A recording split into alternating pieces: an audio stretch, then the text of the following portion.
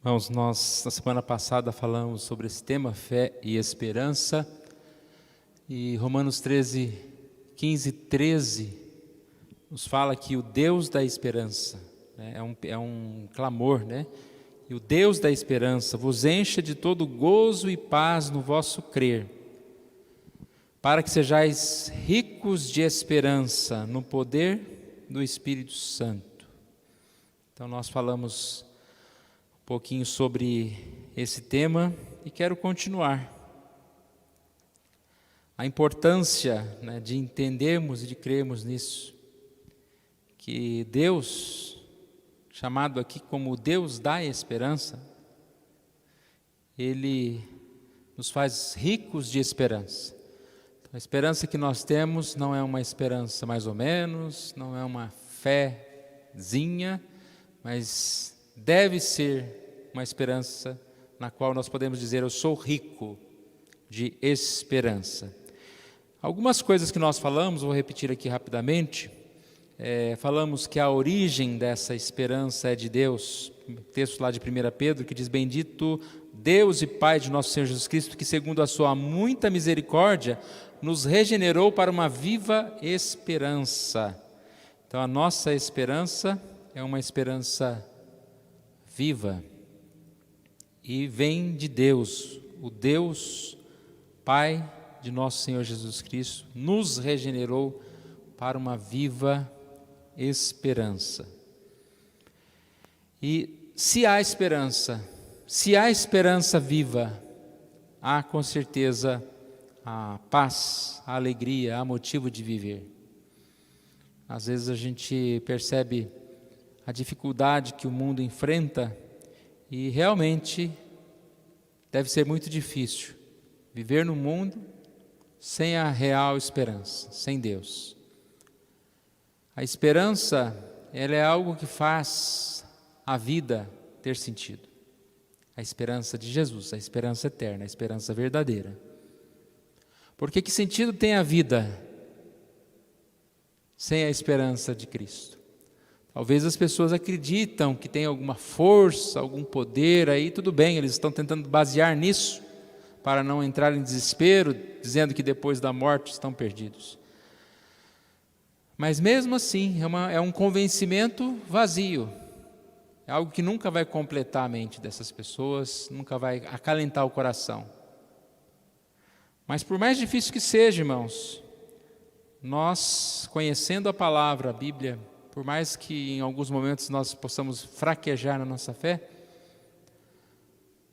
nós sabemos que a nossa vida está baseada, fortalecida, ancorada em Deus. Então nós conseguimos viver em paz.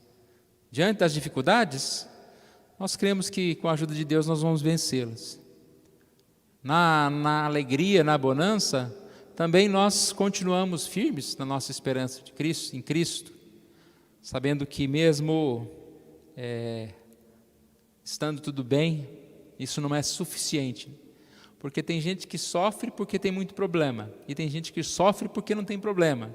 O ser humano é complicado, né? Explicar que alguém sofre porque tem problema é fácil, né? Está com problema, está com dor, está sofrendo. Mas muitas vezes a pessoa sofre porque não tem problema, no sentido de que ela alcançou tantas coisas e ainda percebe que não foi suficiente. Uma vez eu falei aqui sobre uma teoria chamada adaptação hedônica, que falava a respeito de a gente se acostumar com as coisas, né? Então aqui a frase é o seguinte: à medida que uma pessoa ganha, por exemplo, mais dinheiro, as suas expectativas e desejos aumentam em consonância do que resulta não haver qualquer ganho de permanente felicidade. Então o que ele quer dizer aqui? Eu tenho determinada condição social, então para mim, né, que eu estou numa condição social baixa, eu consegui, vamos dizer assim, comprar uma televisão, né, de 40 polegadas lá, para mim é algo que vai me dar uma satisfação num nível. Só que quando eu passo de nível, eu estou lá num nível acima, e aí a minha satisfação agora não é comprar uma televisão, é comprar um carro determinado, Aí quando eu passo de nível, o carro já não adianta mais, né? Eu tenho que comprar a casa, ou o barco dos meus sonhos, ou a viagem. E cada vez mais que eu vou subindo de nível, a satisfação não é maior. Ela vai se equiparando e às vezes diminui. Você precisa de mais para ter aquela satisfação, igual uma droga, né? Você precisa sempre mais para ter um certo tipo de satisfação. Então, por que isso?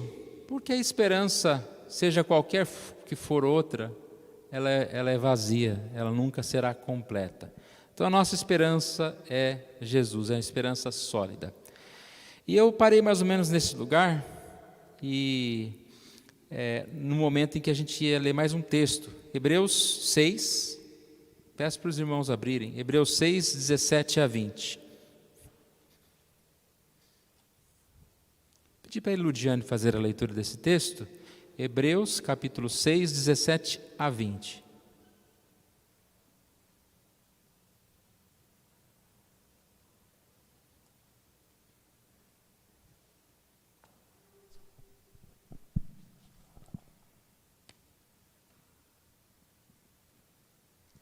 Por isso, Deus, quando quis mostrar mais firmemente aos herdeiros da promessa a imutabilidade do seu propósito, se interpôs com juramento, para que, mediante duas coisas imutáveis nas quais é impossível que Deus minta, forte alento tenhamos nós, que já corremos para o refúgio, a fim de lançar mão da esperança proposta, a qual temos por âncora da alma, segura e firme, e que penetra além do véu, onde Jesus, como precursor, entrou por nós, tendo se tornado sumo sacerdote para sempre, segundo a ordem de Melquisedeque. A única esperança é Jesus, esperança sólida. E eu disse que uma das coisas que nos levam a crer nisso é que nós podemos confiar nas promessas de Deus. Esse é um dos textos que exemplificam muito bem isso. Por que nós podemos confiar nas promessas de Deus? Bom, primeiro a gente nem devia fazer esse tipo de pergunta, né? Mas o próprio texto, ele confirma isso e ele responde uma pergunta. O texto diz que no momento da aliança de Deus com Abraão, ele promete então dar uma grande família, ele promete seguir e ser o Deus deles. E como não havia ninguém maior do que ele para jurar, ele jurou por si mesmo, pelo seu próprio nome. Então havia os juramentos, você jurava em nome de alguém, em nome de alguma coisa. E aqui diz então, Deus quis mostrar mais firmemente aos herdeiros da promessa a imutabilidade do seu propósito. Ou seja, Deus quis deixar bem claro que o que ele estava falando, o que ele estava prometendo, era verdade. Ele não mudaria a sua decisão.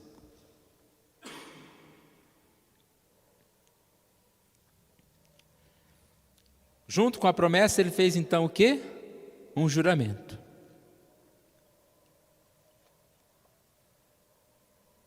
E o juramento foi no seu próprio nome. Versículo 18. Aqui diz que é impossível que Deus minta. E essa promessa ele fez para que nós tenhamos forte alento, nós que cremos, a fim de lançar mão da esperança proposta, a qual temos por âncora da alma, segura e firme, que penetra além do véu.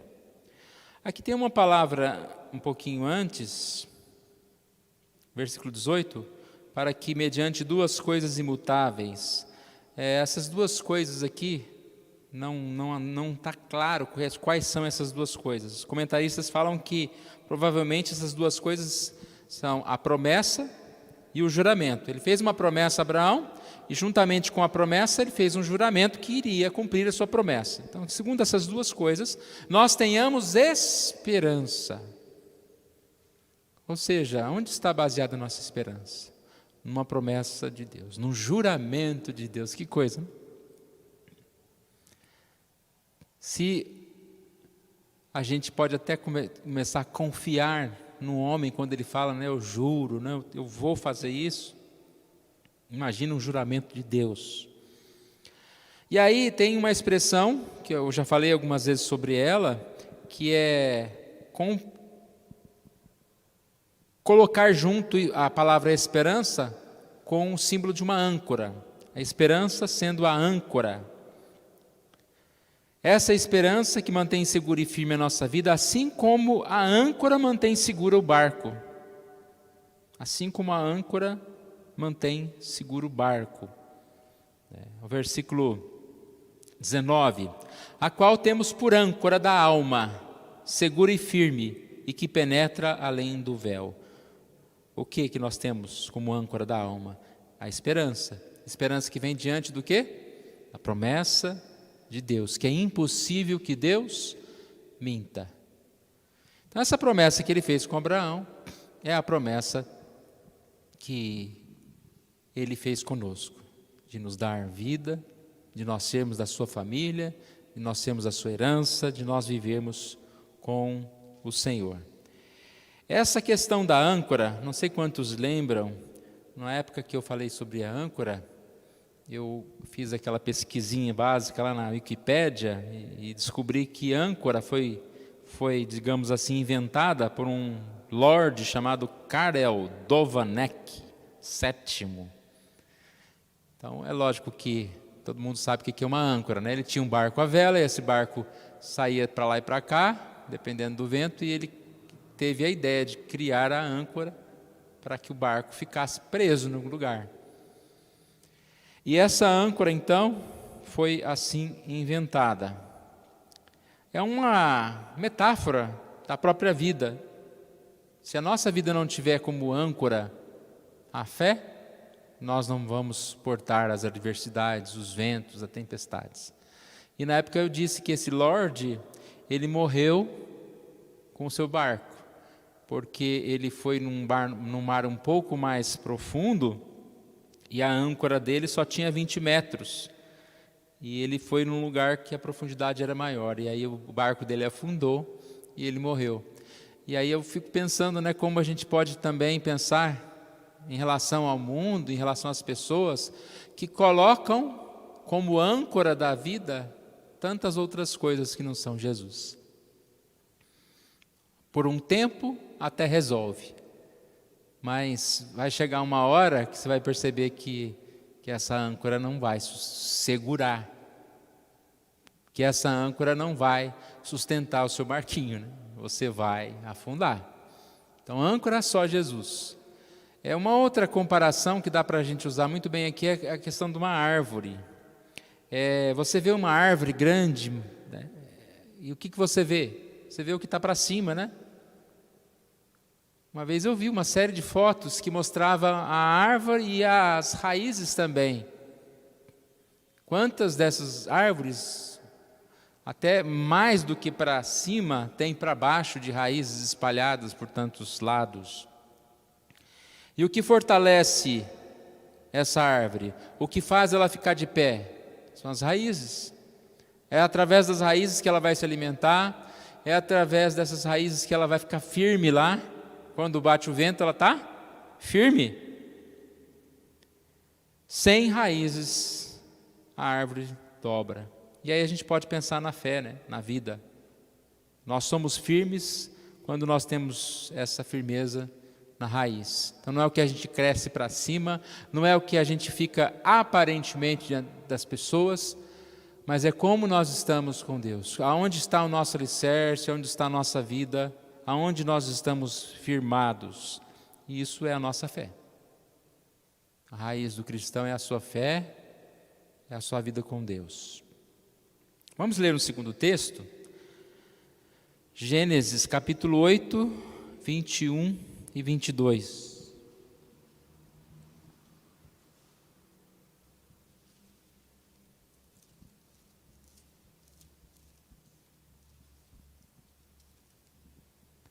Eu falei também recentemente sobre esse texto, uma mensagem que tem como título Me Lembrarei, mas é muito oportuno para o nosso estudo, então vou repetir.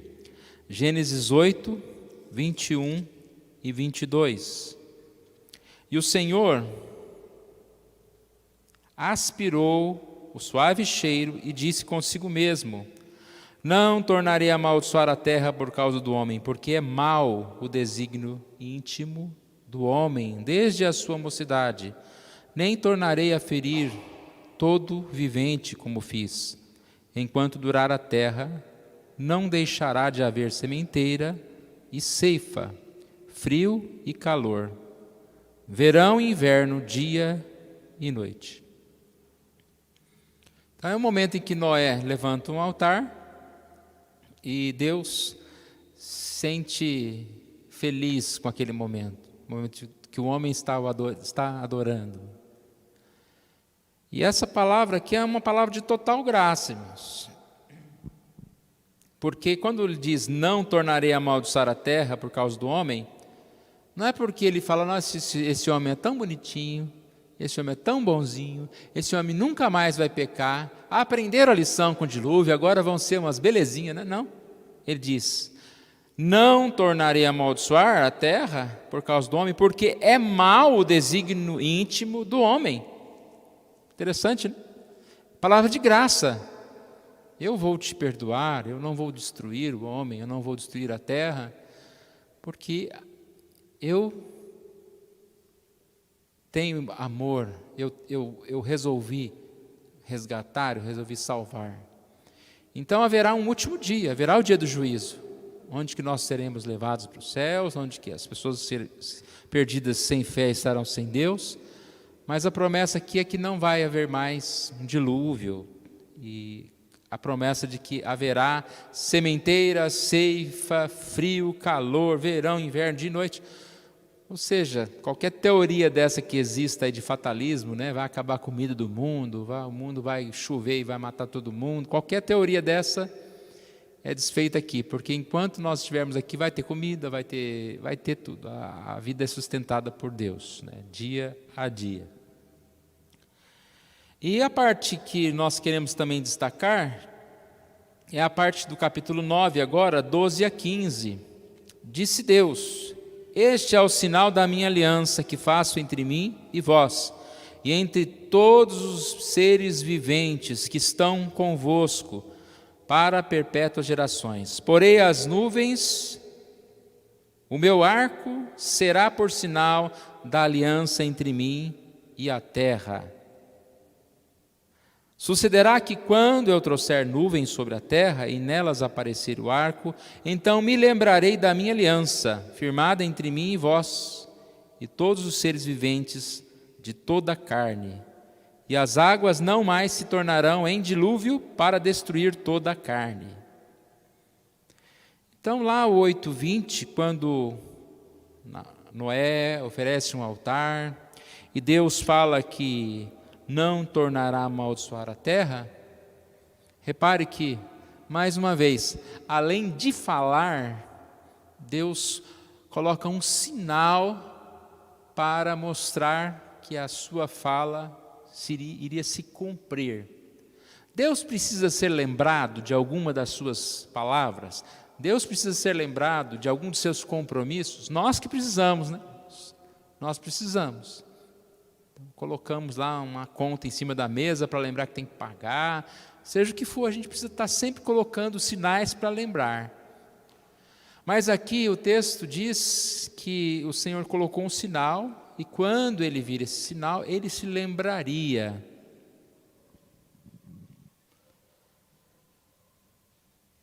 Com certeza, o sinal, ele é mais para que a gente se lembre da promessa de Deus do que Deus se lembrar. Mas o sinal também é para nós uma prova de que Deus não se esquece. E quando eu falei sobre isso, eu disse que mais do que nós lembrarmos das promessas de Deus, mais do que nós lembrarmos de Deus, Deus não se esquece de nós. Imagine como você ama o seu filho, como você cuida do seu filho, como você não se esquece do seu filho. Como você cuida das coisas, não precisa ser nem filho, pode ser a sua casa, sua planta, um animal que você tem cuidado, você não se esquece. E nós somos filhos de Deus. E Ele diz, eu não me esquecerei. Eu vou cuidar de vocês. Ai daquele que fizer escandalizar um desses pequeninos, né? Deus protege cada um de nós. Então esse texto fala que Deus se lembra das suas promessas. Deus se lembra de nós. O que eu falei até agora, então, está relacionado ao porquê nós podemos ter, sim, esperança. Nós podemos ter fé. Porque nós podemos confiar em Deus, nas promessas de Deus, muito mais do que qualquer outra promessa. Porque Deus não se esquece das suas promessas. Deus cumpre aquilo que Ele jurou, aquilo que Ele prometeu. E com certeza nós podemos viver assim.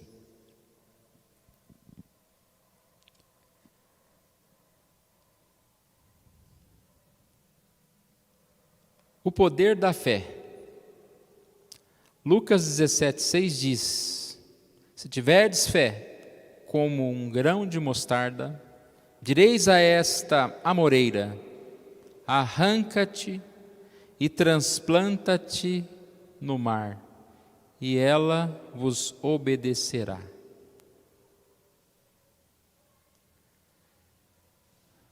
Nós estamos falando sobre fé e esperança. E talvez esteja na sua mente a lembrança, Senhor, como eu sou pequeno, como a minha fé é pequena. Eu gosto muito de lembrar desse texto, que fala que a fé, mesmo se for pequena, mas se for fé em Jesus, ela é muito poderosa. Aliás, irmãos, algo que a gente não se atenta muitas vezes é no poder da fé. O que nós podemos com Deus? Quem nós podemos ser? O que nós podemos fazer? O que nós podemos vencer? Com o poder da fé. Existe um homem, considerado um dos pais da igreja, né, um pastor, chamado Afraate. E ele escreveu algo interessante que eu vou ler agora. Amado, aproximemo-nos da fé, pois seus poderes são enormes. Porque a fé transladou Enoque ao céu. Ela propiciou que a estéril gerasse filhos, livrou pessoas da espada, tirou-nos do poço, enriqueceu os pobres, libertou os cativos, livrou os perseguidos, fez cair fogo, dividiu o mar, fendeu a rocha e deu água para os sedentos beberem. Satisfez os famintos, ressuscitou os mortos e os tirou do Sheol. Acalmou a tempestade, curou os enfermos, derrotou exércitos, derrubou muralhas, fechou a boca dos leões, e inibiu as chamas da fornalha, humilhou os orgulhosos e honrou os humildes. Então ele diz, aproximemo-nos da fé, pois os seus poderes são enormes. Até pensei, dá para estudar cada um desses textos que foram citados aqui. Ele foi citando várias passagens da Bíblia. Por exemplo, disse que pela fé Enoque foi transladado, e lá diz, Enoque andou com Deus e Deus o tomou. Olha o poder da fé, o poder de quem buscou andar com Deus.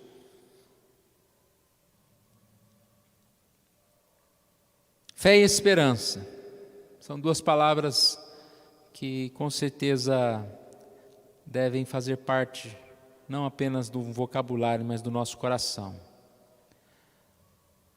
Fé e esperança tem aquele que busca Deus, aquele que deseja mais e mais encontrar com Deus, aquele que busca viver na presença de Deus. Tem uma exortação que diz: tende cuidado, irmãos, jamais aconteça haver em qualquer de vós perverso coração de incredulidade que vos afaste do Deus vivo. Tende cuidado. Muitos estão se afastando da fé. É o maior cuidado que nós temos que ter, né? Não perca a esperança, não perca a fé. Não perca a alegria de estar na presença de Deus, de confiar em Deus. E nós encerramos na semana passada com o texto de Hebreus 6, 11 e 12. Quero encerrar também hoje com esta mesma passagem, que diz que nós devemos continuar, né? Desejamos, porém, continue cada um de vós mostrando até o fim a mesma diligência para a plena certeza da esperança, para que não vos torneis indolentes, mas imitadores daqueles que pela fé e pela longanimidade herdaram as promessas. Tenhamos perseverança nas promessas de Deus. Em um momento no estudo da semana passada, eu disse que o inimigo não pode nos tirar a salvação, e muitas vezes ele nos tenta, ele nos incomoda, tentando tirar a nossa fé, tentando colocar coisas na nossa vida para que a gente não viva como realmente deveríamos viver, como diz Romanos 15, 13, ricos de esperança, no poder do Espírito. O inimigo tenta nos convencer de que nós somos fracos, de que nós não estamos com Deus, que a nossa fé não vale nada, mas nós não devemos deixar que isso aconteça. Pelo contrário, nós devemos ser cada vez mais fortalecidos no Senhor. E as batalhas que nós enfrentarmos, no lugar de ser a oportunidade do inimigo falar o tanto que nós somos fracos, são oportunidades para nós mostrarmos para o inimigo o poder de Deus, e como o poder de Deus vence sempre, e nós podemos vencer sempre com Jesus, na presença de Deus. Como está a sua fé? Como está a sua esperança? Que nós possamos perseverar nos caminhos de Deus, e que nós possamos buscar mais e mais compreender a nossa fé, através desse conhecimento de Deus, desse andar com Deus, desse estar na presença de Deus. Aproxime-se da fé. Nós nos aproximamos daquilo que nós achamos que é importante para nós. A mensagem para nós hoje é que realmente a gente entenda que o mais importante para nós é a esperança em Deus, é a fé em Deus. E nós podemos e devemos fazer tudo o que nos leve para mais próximos dessa esperança. Antes da oração final, quero cantar mais um cântico, e ele diz: rocha eterna em quem firmo os meus pés, é o Senhor. Que possamos ter então Jesus como esse refúgio, como esse socorro.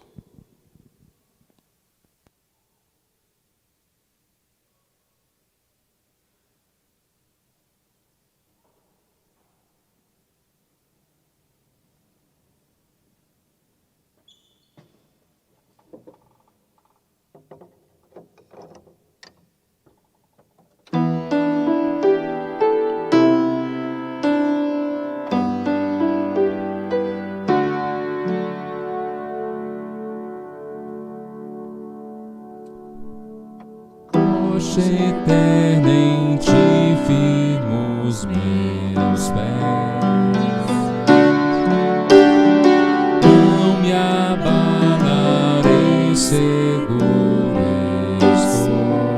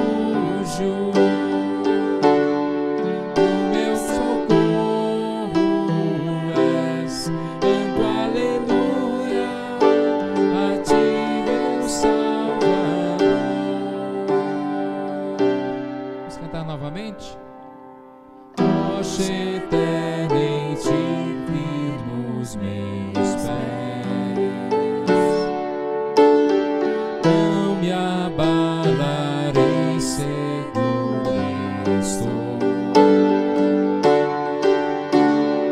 Não vou temer se o dia mal chegar. Oh, meu Senhor, eu me escondo em Ti confio. Tu és meu protetor. Canto aleluia, mas Ti meu Salvador. O meu refúgio e o meu socorro és. Canto aleluia a Ti, meu Salvador.